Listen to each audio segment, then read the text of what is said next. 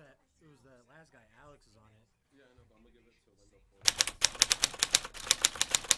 you get a hold of him? Many people say that they want to write a book, yet 9 out of every 10 people who start writing a book never finish it, leaving one of their biggest dreams unfulfilled. So, what is it about the 1 in 10 people who do finish writing their book? What do they have, and what drives them to complete their books, their plays, and their songs? Welcome to the Editor's Desk, where we explore their writing experiences, their motivations, and their struggles. And now, here are your hosts, author, writing coach, and self-publishing guide, Lynn Everard, and author, Louise Gomez.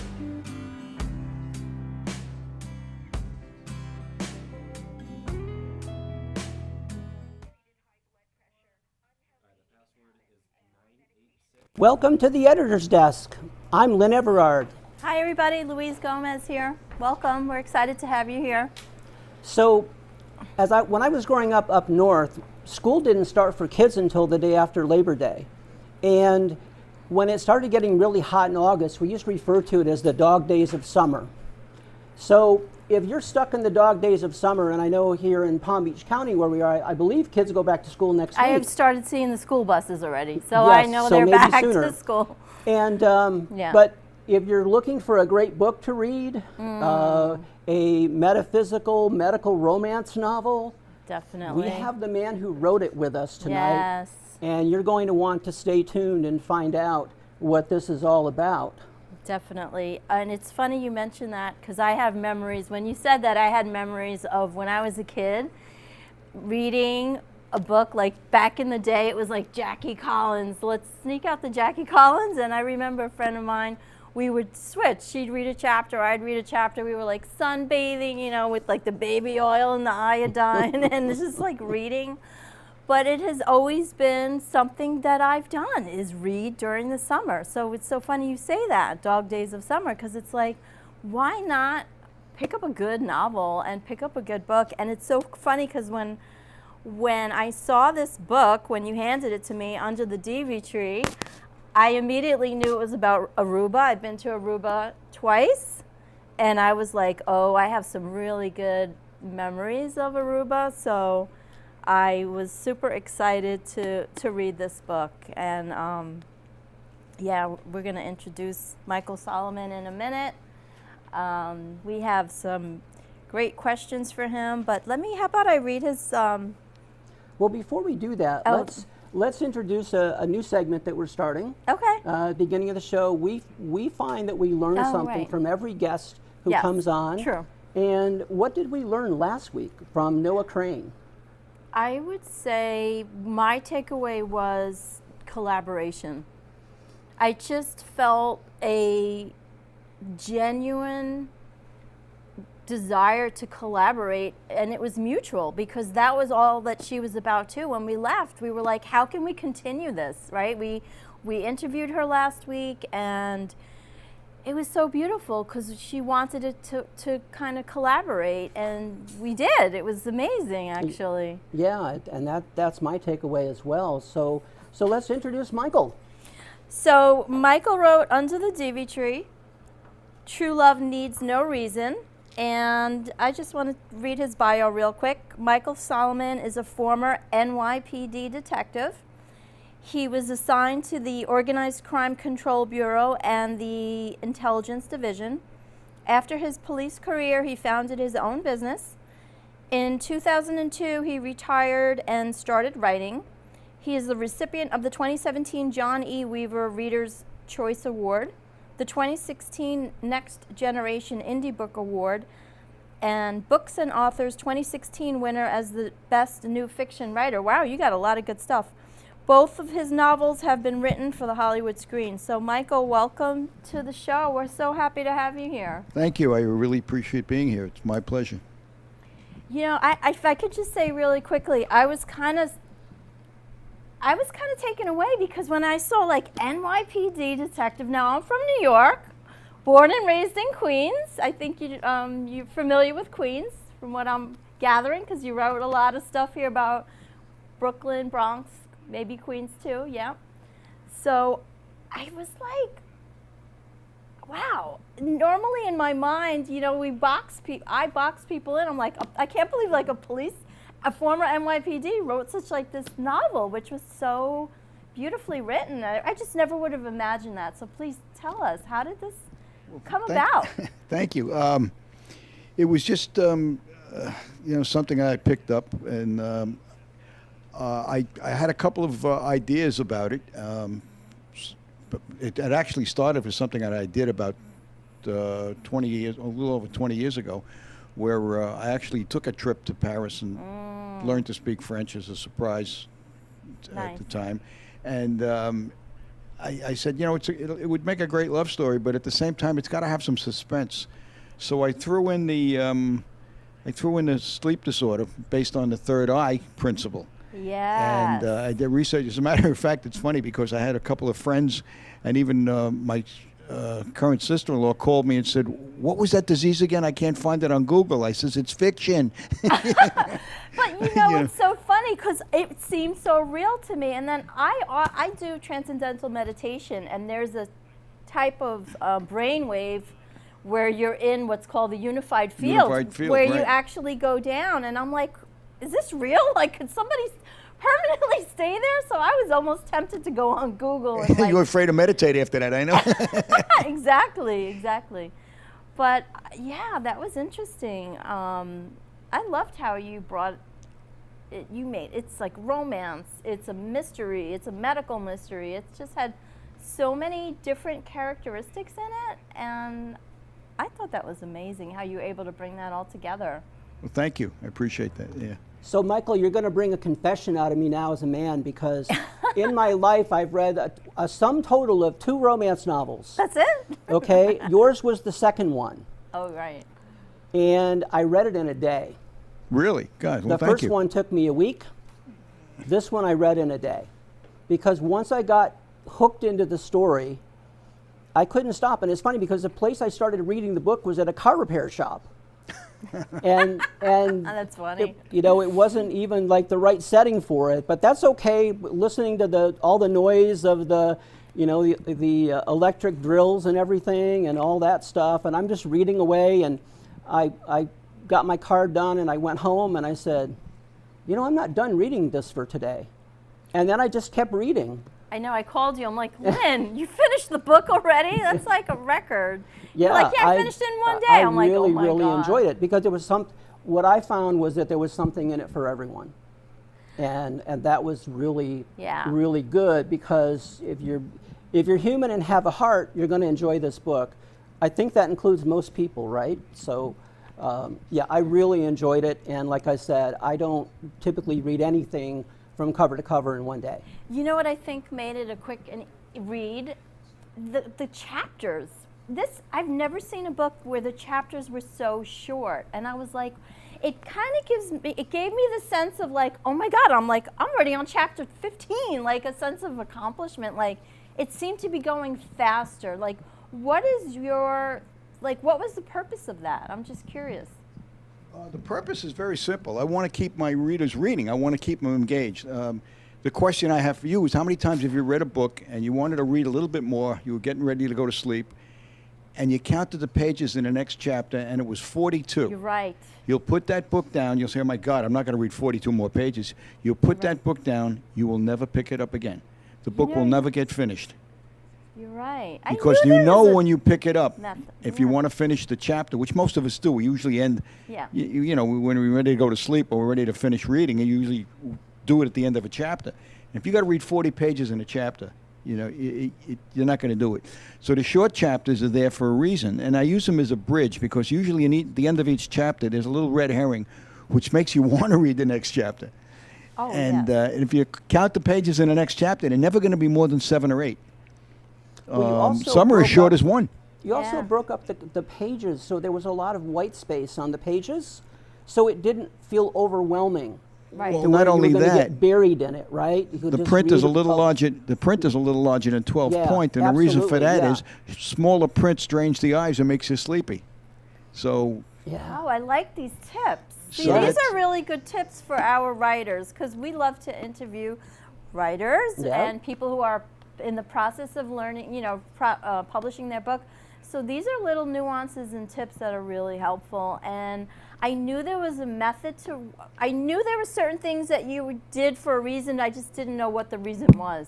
So thank you for sharing that. Well, you're very welcome. And that's- what you've got to do too, what I like to do, is when you open up a book, when the writer opens the book, as far as it's chapter 1, page 1, you've got to hit your reader with a bunch of questions that they need answered.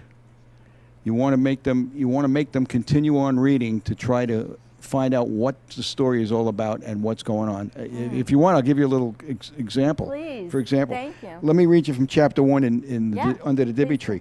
Matthew Crane, age 58, handed his first-class boarding pass to the gate agent at JFK Airport. As she scanned the passengers with a wide-open irises, the gate agent took particular notice of his handsome face, brown eyes, abundant salt and pepper hair. Although Matthew enjoyed flying, this time he was overly anxious. He never took this flight alone, and he was a child again, waiting in line for his first roller coaster ride. Confusion for Matthew was the operative word for the day. There was a heaviness in his chest. It tortured his breathing. He desperately took a deep breath, trying to sigh and relieve the pressure. It didn't work. As the agent followed along with arrives, he proceeded onto the jetway, boarded the plane, and found his seat in first class. There was already a passenger seated next to the window, in the window seat next to him. Her attention seemed to be focused outside the aircraft. Matthew still felt the anxiety that gripped him. Fastening his seatbelt, he felt a slight twinge of pain. Fleetingly but silently he winced. Ouch! It was insufferable.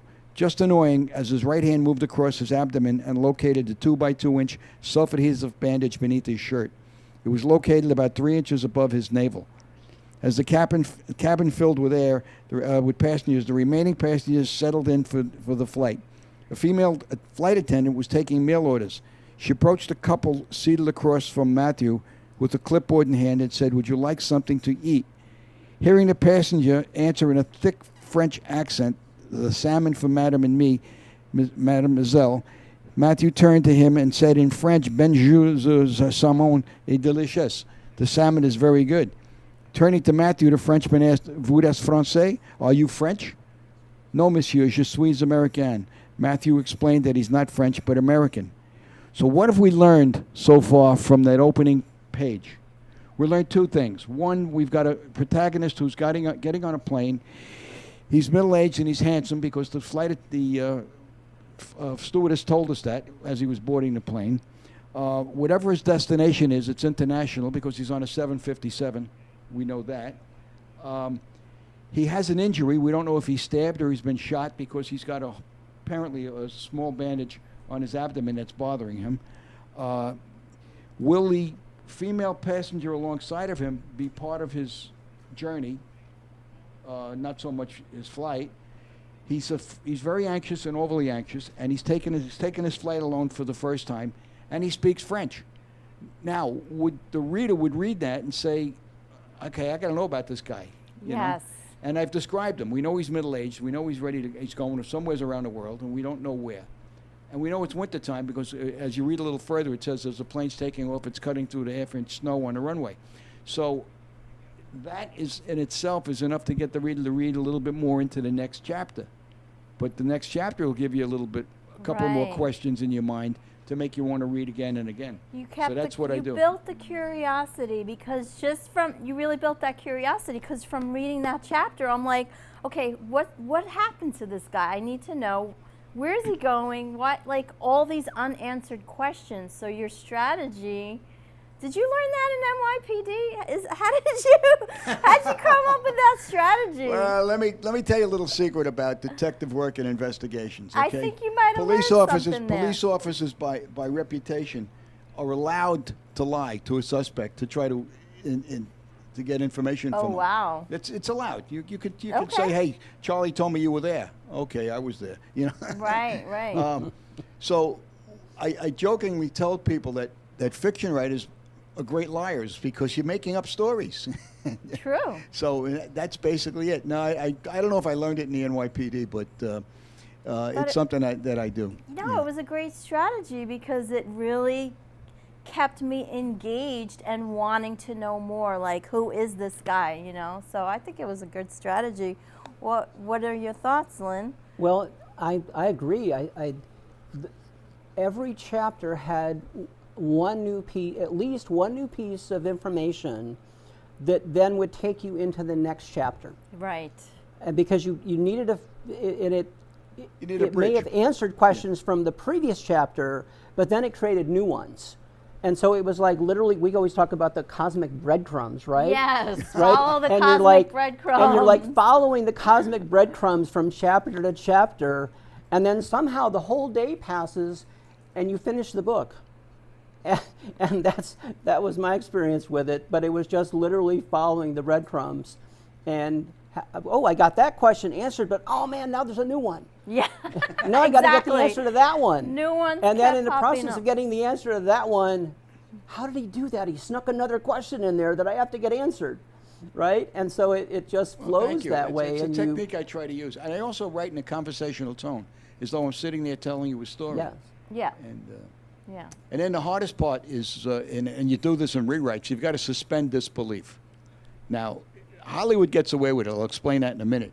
Suspending disbelief is very simple. I can't say the snowplows are moving down Glades Road in the middle of August, pushing aside Right. a 20-inch snowfall, because it's not going to happen. Right. Unless I'm writing science fiction and trying to prove the world's upside down. Right. So you've got to suspend disbelief, and you got to do that. You know, in my first novel, I almost blew it. I had 300 people in a dining hall that was only 60 foot square. I said, wait a minute, this isn't going to work unless there were Lilliputians. But you've got to do that, you know. And a lot of a lot of writers skip through that and they forget it, and it's all in the editing. It really is. It sounds silly, but it's in the editing. Oh, absolutely. Yeah. I And the mean, most useless word in a novel, in any book, really, is the word "that." And I think you would know that as an editor, Lynn. The sort of first thing I do is after I finish a manuscript is I go through and I look and I search for all the "that's."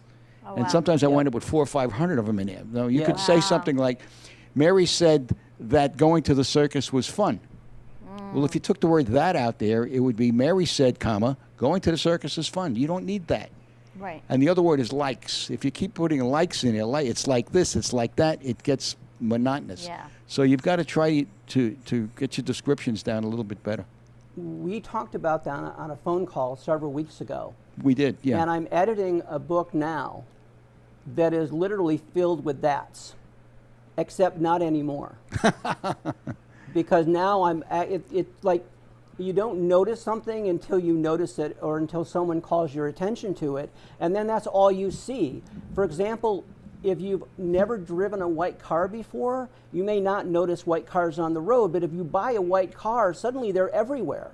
Right? It's your reticular activating Yes. system in your brain, because we have so much that our brain is consuming that if you give it something to do, now it knows. So it's like now it gives it a job to do. So that's how our brains function. But I think we had the similar situation when we were editing our book.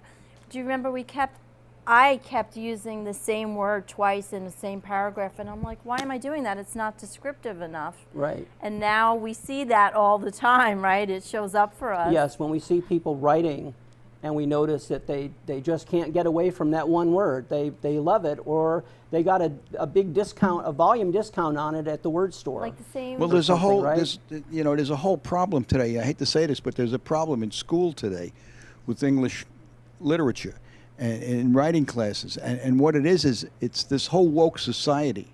You know, I hate to bring it up, but it's true. Think about this. What I said this to my granddaughter once. I says, "What happened to the word much? Why is today everything so fun? You know, I went to the circus, it was so fun. What happened to the verbs and the adverbs? Where are they? When I was in school, we had to write a correct sentence. You had to have a prepositional phrase, you had to have a verb, you had to have a noun, you had to have a pronoun. You had to write a correct sentence. Today, the English teachers turn to it and they say, oh, I know, Mary, it seems wrong, but that's Mary's writing style. We can't insult her. Give me a break. Teach them to write correctly. You know? Because they write the way they text. They write Oh, the way yeah, they that's- talk. then we're in They trouble. They write the way they talk. And I'm Yeah. ready to pick up a best-selling novel one day and find in there OMGs. You know, Oh give my me a break. You know, gosh. I hope how not. about spelling it out? You know, So have you, I think you've always been a writer, Michael, is that right?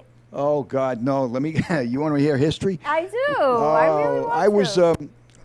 I hated to write. I hated to do homework when I was in school. Really? When I was in high school, I hated to read. Honestly, I had a teacher once who asked me who my favorite author was. I said George Washington. She said he never wrote a book.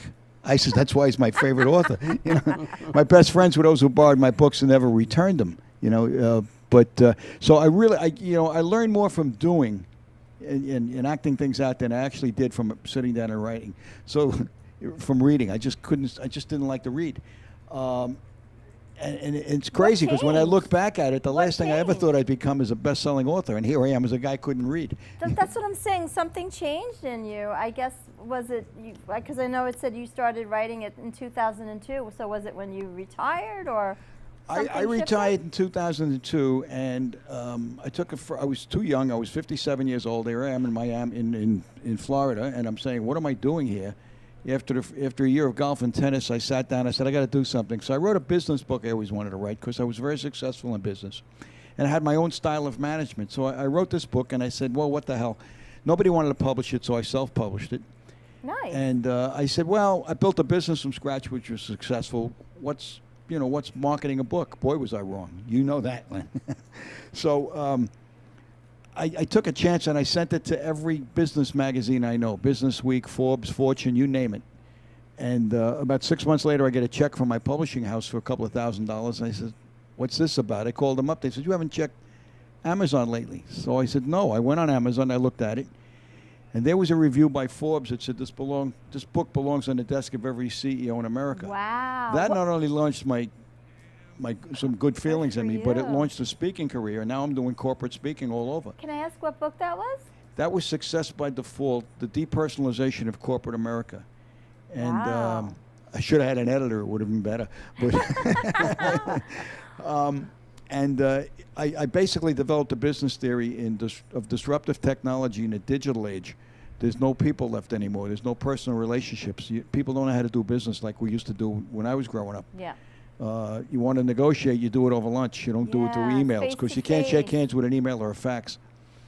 So that took off. And then my second book after that was a political expose on how politics has changed in America. And that book became number 6 on the bestseller list, and that launched my whole career on TV. I then became a political analyst. Oh, wow. Yeah. Congratulations. Thank you. And that led to about 300 appearances on TV. And then I said, you know what, I want to write a novel. And my first one was The Conversion Prophecy, which was the Islamic takeover of the world without firing a shot. It was a political thriller similar to the Manchurian Candidate with a secret society and everything else in it.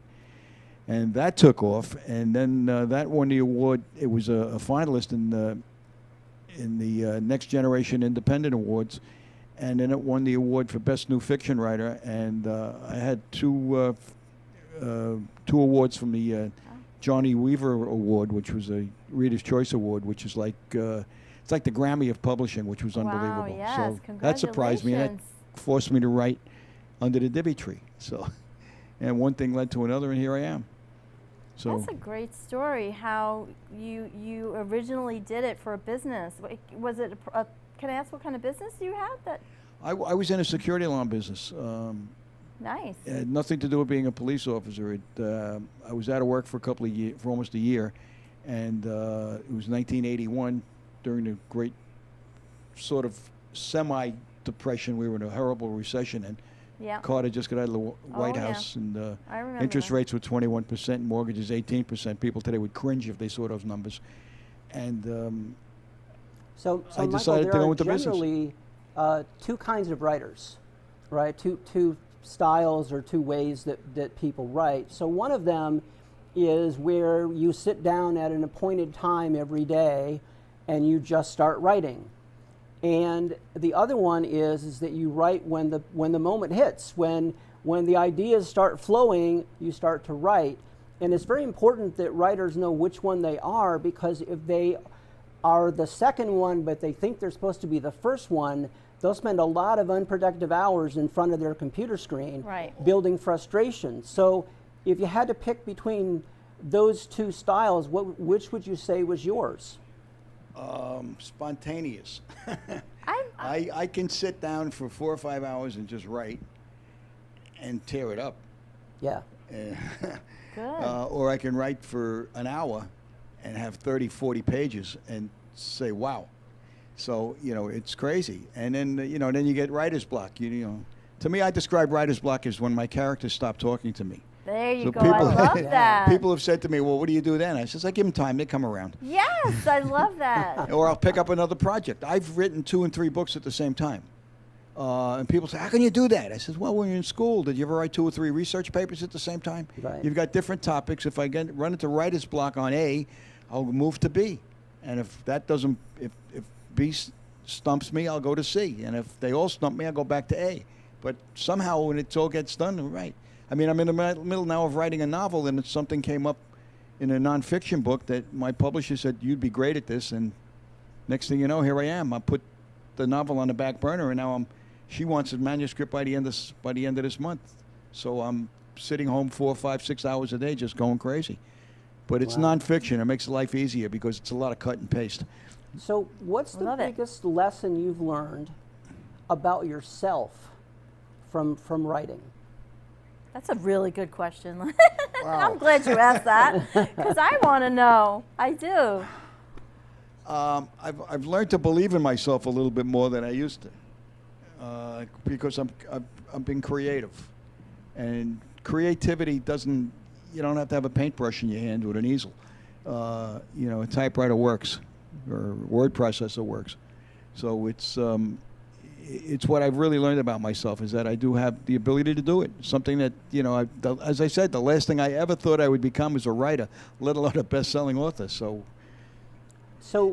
Wow, I love it. we've come to the part of the show where we'd like to invite you to share something with us and with the audience in terms of maybe something you have coming up, something you'd like us to be aware of. What would that be for you? how about a vacation for the first time in 3 years? Right? Just got so many projects out there that I want to get moving at the same time. Some of them are life projects where we're doing some renovation in a home, so that Nice. keeps you busy, Yeah. keeps you thinking. But at the same time, I have a lot of organizations I'm involved with. I'm on the board of directors of the Leadership Business Council, and we've done that. Nice. I do some mentoring at FAU for people in the business plan competition every year. It's like the Shark Tank. Oh, And nice. I lecture there occasionally, on usually in the MBA program for entrepreneurs, and keeps me busy. That's exciting. Well, that's terrific. So in terms of, you mentioned you were working on some new books. Can you give us just a moment of maybe a glimpse into one of them? Well, I'm working on 2. One I was working on an erotic murder mystery, Oh my God. I wanna and read it. I found a poison. I won't tell anybody what it is, but I found a poison that's untraceable by autopsy. So it's going to be an unbelievable story. I mean, it's going to go on for a trial and everything else. And somebody's looked at it. A friend of mine read about the first 10 chapters and said, "You can't publish this." They said, "You're going to make 50 Shades look like a comic book." I says, "I'm just descriptive. That's all." And I put that on the back burner because I've taken on a political challenge about climate change. And I'm writing a book now on the pitfalls of not being scientific with climate change, and I'm showing that there really isn't a problem. So I've got a lot of proof that shows that there is no problem.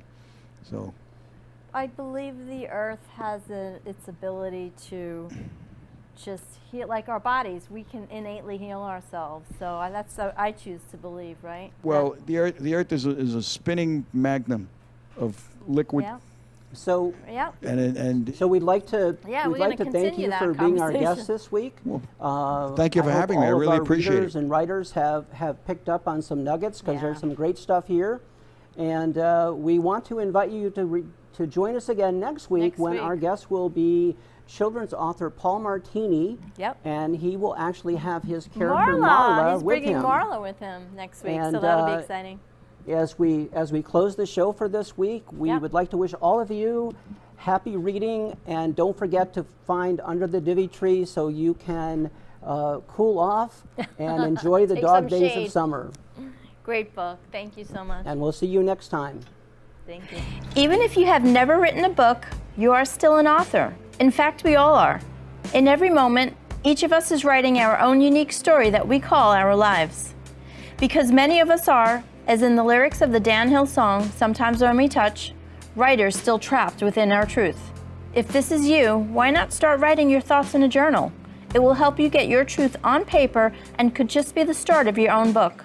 And don't forget to join us here every week for the next edition of The Editor's Desk.